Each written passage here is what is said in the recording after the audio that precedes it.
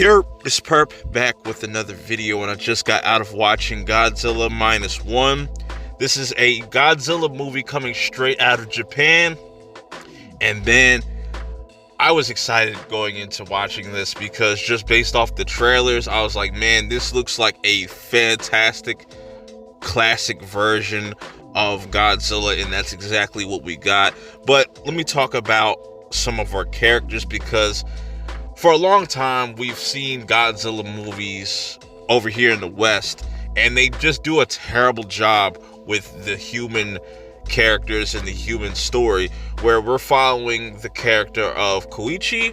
He is a kamikaze pilot. This is set in World War II, like after World War II, and he's kind of going AWOL. He stops at this island with these other people that are working on his plane, and they come to find out there's nothing wrong with this plane, and they kind of figure out what's going on with this guy.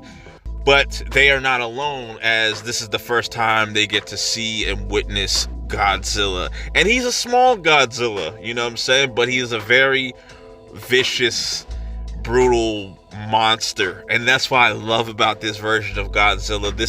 This is what Godzilla needs to be. Fuck all that, oh, I gotta be nice to the humans and all that shit. No, I am a killing machine. I am just a force to be reckoned with. And he lays waste to everybody, but only leaves Koichi and I think his name was Tatabana or something like that.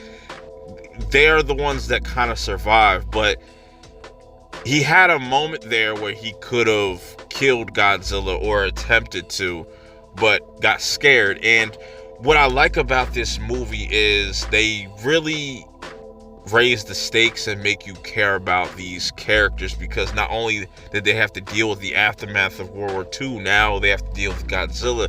And when Koichi goes back to his hometown, he realizes everything's been destroyed. One of his neighbors lost all of her kids. He lost his parents.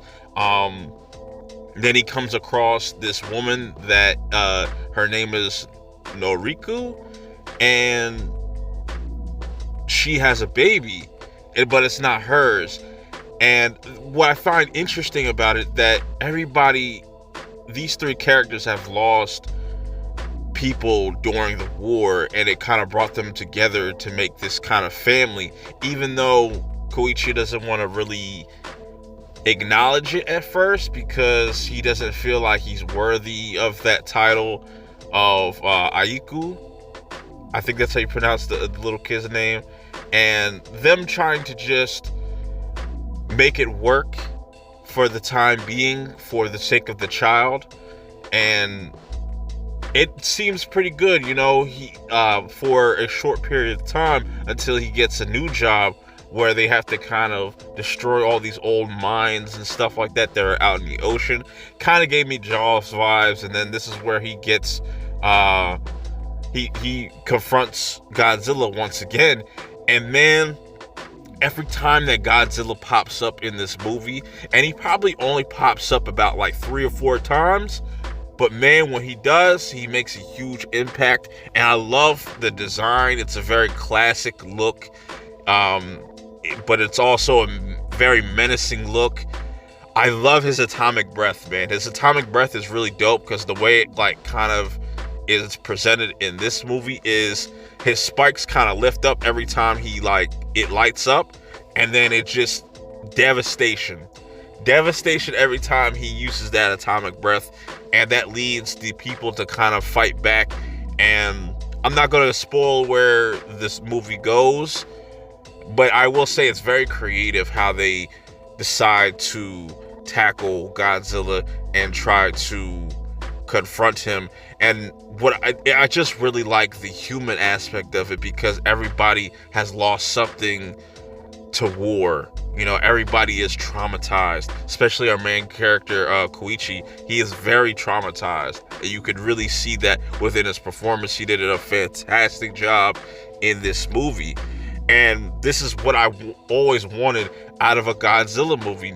Because over here in the West, yeah, he might look nice and shiny and stuff like that, but you really miss that that catastrophic impact that he makes or he leaves behind, where he's just stomping through people. Think of, like, if you're an AOT fan, think of the rumbling. That's how it kind of felt watching this Godzilla just kind of stomp on, like, people and just the destruction, destroying buildings. And his atomic breath, man, just is devastating. I've never seen no shit like that. But man, this was a great film. Y'all should definitely go check it out if you're a Godzilla fan. The Japanese know how to do it right. You know what I'm saying? This is definitely the best Godzilla movie in years, in my opinion. If you get around to watching it, let me know your thoughts of it in the comments below. But until next time, I'll see y'all in the next one. Peace.